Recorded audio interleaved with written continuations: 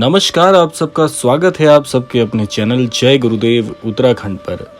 आज का क्रमांक बहुत ही अद्भुत होने वाला है क्योंकि आज के इस पॉडकास्ट में हम रोजाना की तरह आज एक ऐसे परिवार से जुड़ा हुआ सच्चा अनुभव लेकर आए हैं कि कैसे इनके जीवन में एक बहुत बड़े चमत्कार से सारा जीवन रहस्यमयी तरीके से बदल गया और आज अपने जीवन में बहुत ही खुश हैं और महाराज जी के आशीर्वाद से जीवन में आगे बढ़ रहे हैं। तो इसीलिए क्रमांक को पूरा अवश्य सुनिएगा ताकि संपूर्ण जानकारी से आप अवगत हो पाएं। कभी कभी जिंदगी में एक ऐसा पल भी आता है जो सब कुछ बदल देता है। एक फोन कॉल जो हमारी सोच से बाहर की दुनिया का दरवाजा खोल देती है। आज मैं आपको कोलकाता के एक ऐसे परिवार की सच्ची घटना सुनाने जा रहा हूं जो बरसों से गरीबी, कर्ज और मायूसी में जी रही थी, लेकिन इनके जीवन में एक अनजान व्यक्ति का प्रवेश होता है और फिर कैसे नीम करौरी बाबा का चमत्कार उनकी किस्मत पलट देता है, जैसे अंधेरी रात को अचानक सूरज की किरणें चीर देती हैं। तो आइए जानते हैं कोलकाता के इस परिवार के विषय में कि कैसे ये सब कुछ घटित हुआ, कैसे महाराज जी के आशीर्वाद से इनका पूरा जीवन रहस्यमयी ढंग से परिवर्तित हो गया। कोलकाता शहर में बहुत ही हलचल भरा समा था, लेकिन इसी भीड़ में एक परिवार अपनी पहचान और उम्मीद दोनों खो चुका था। ये कहानी है शर्मा परिवार की। पिता जिनका नाम है मनोज शर्मा, पत्नी सविता जी और उनके 2 छोटे बच्चे। मनोज जी पहले प्रिंटिंग प्रेस में काम करते थे, लेकिन मशीन खराब होने और मालिक के घाटे में जाने के बाद इनकी नौकरी चली गई। सविता जी घर घर जाकर कपड़े सिलती, लेकिन कमाई इतनी नहीं थी कि घर का किराया, बच्चों की पढ़ाई और रसोई का खर्च एक साथ चल सके। तो ऐसी स्थिति में कर्ज बढ़ता चला गया, परेशानियां दोगुनी होती चली गई और घर में राशन के डिब्बे खाली होने लगे और बच्चों की आंखों में स्कूल बैग की बजाय भूख की परछाई नजर आने लगी। मनोज जी हर रोज सुबह अखबार के विज्ञापन देखते, नौकरी ढूंढते, लेकिन हकीकत इतनी बेरहम थी कि कोई रास्ता ही नहीं खुल रहा था। मनोज जी घर घर जाकर काम मांगने की तलाश करने लगे। रोजाना काम के लिए निकलते, लेकिन घर आते आते इनका मनोबल और जेब दोनों खाली रहती। धीरे धीरे ये क्रम और भी ज्यादा दर्दनाक होता चला गया। मनोज जी जैसे भीख मांगने की परेशानी से जूझने लगे, घर घर जाकर लोगों से काम मांगना। और सबसे बुरी हालत तो तब हो गई जब घर घर जाने के बावजूद भी काम की कमी खलने लगी। आइए अब जानते हैं अंधेरे में उम्मीद की आखिरी किरण का इनके जीवन में कैसे प्रवेश होता है। समय था जनवरी का। जनवरी की ठंडी सुबह थी। मनोज जी और सविता जी अपने अपने ख्यालों में खोए थे कि कैसे घर का भरण पोषण चले, कैसे बच्चों की परवरिश हो और कैसे इस परेशानी से बाहर निकलें। लेकिन कहते हैं ना, जब ईश्वर किसी का जीवन परिवर्तित करने वाला होता है तो उसके लिए उम्मीद के मार्ग कहीं से भी खुल सकते हैं, जहां संभव ना हो वहां से भी। तो होता क्या है कि मनोज जी और सविता जी बहुत परेशान मन से एक दूसरे को देख रहे थे और अपने ख्यालों में खोए हुए थे कि कैसे ये जीवन बदला जाए।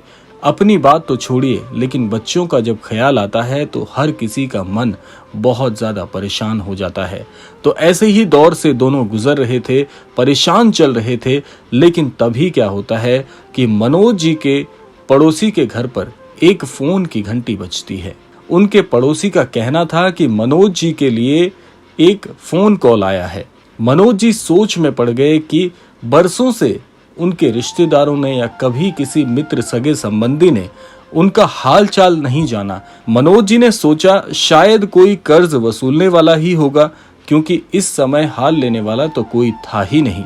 लेकिन पता नहीं क्यों दिल ने कहा कि एक बार वो फोन कॉल ले लिया जाए। तो ऐसे ही मन में बहुत डरे हुए ख्याल से, कांपते हाथों से जब उन्होंने फोन लिया और कहा कि कौन बोल रहा है, दूसरी तरफ से एक शांत गहरी आवाज आई, क्या तुम नीम करौरी बाबा को जानते हो? मनोज जी ने चौंक कर कहा, नहीं, मैंने नाम सुना है लेकिन मैं नहीं जानता। आवाज फिर से बोली, तो सुनो, बाबा ने कहा है तुम्हारा समय बदलने वाला है। तुम शनिवार को हनुमान चालीसा का पाठ करना शुरू कर दो और 11 दिनों तक रोज सुबह सूर्योदय से पहले ये काम करो। मनोज जी ने घबरा कर पूछा कि आप कौन हैं? आपको मेरा ये पता कैसे मिला?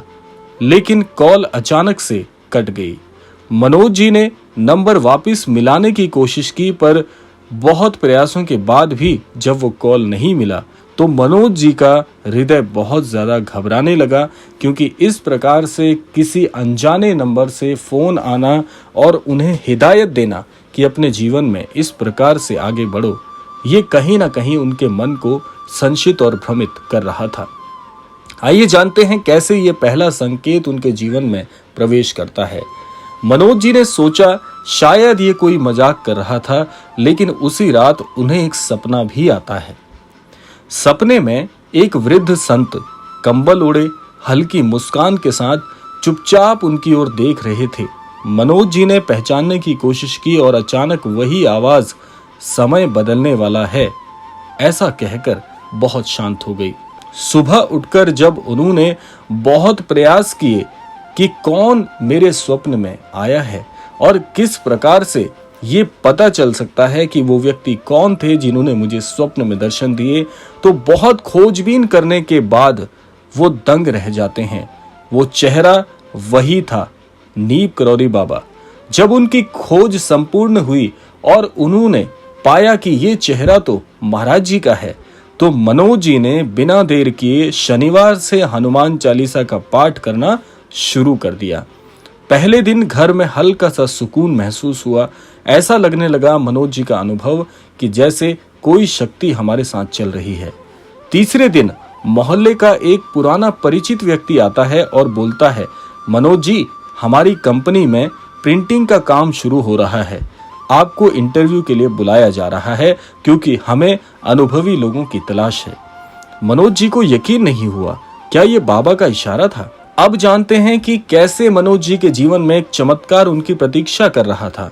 हनुमान चालीसा का पाठ करते करते और स्वप्न में महाराज जी के द्वारा इंगित करने के बाद 11वें दिन जब पाठ पूरा हुआ, उसी शाम वो कॉल फिर से आई। उनके पड़ोसी ने बताया कि मनोज जी के लिए फिर से कॉल आया है। मनोज जी बिना किसी सकपकाहट के उस फोन कॉल की तरफ बढ़ते हैं और कहते हैं, जी कौन बोल रहे हैं? दूसरी तरफ से वही आवाज जो पहले उन्होंने सुनी थी।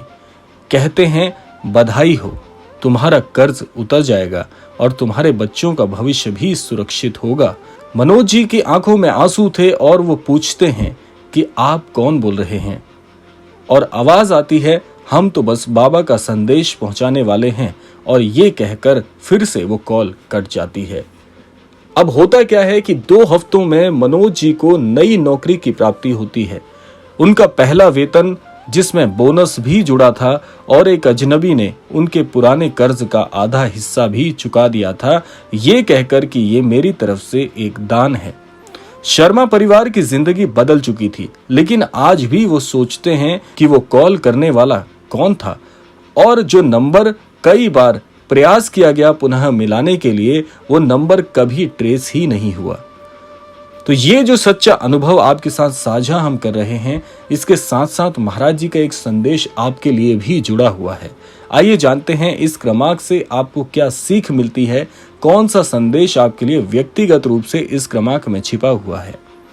नीप करौरी बाबा कहते थे, जिसे हम बुलाते हैं उसे कोई रोक नहीं सकता। कभी कभी मदद इंसानों के जरिए आती है, लेकिन असल में वो ईश्वरीय योजना का हिस्सा होती है। इसीलिए अगर आपके जीवन में भी कोई अजीब संकेत आपको मिलता है, तो उसे नजरअंदाज कभी मत कीजिएगा।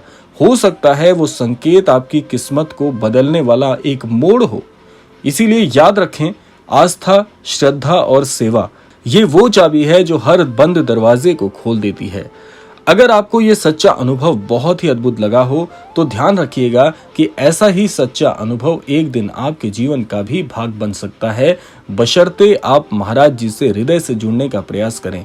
क्योंकि महाराज जी से जुड़ने वाला आज तक कोई ऐसा नहीं रहा जो आज भी पछता रहा हो कि मेरे जीवन में महाराज जी से जुड़ने के बाद कोई बदलाव नहीं हुआ। इसीलिए महाराज जी की शरण में आने वाला हर व्यक्ति महाराज जी का कृपा पात्र बनता है और उसका भाग्य महाराज जी अपने कर कमलों से परिवर्तित कर देते हैं। तो ये था आज का अद्भुत अनुभव। आशा करते हैं ये क्रमांक आप सबके लिए फलदायी होगा। इसी कामना के साथ समय आता है विदा लेने का, और विदा लेने से पूर्व समय है रोजाना की प्रार्थना का। यही प्रार्थना करना चाहूंगा कि श्री महाराज जी सभी को सन्मति और सद्बुद्धि की प्राप्ति कराएं और इस संपूर्ण सृष्टि का, इस संपूर्ण लोक का कल्याण हो। इसी कामना के साथ विदा लेते हैं। मिलते हैं अगले क्रमांक में। तब तक के लिए जय श्री राम, जय गुरुदेव, जय उत्तराखंड।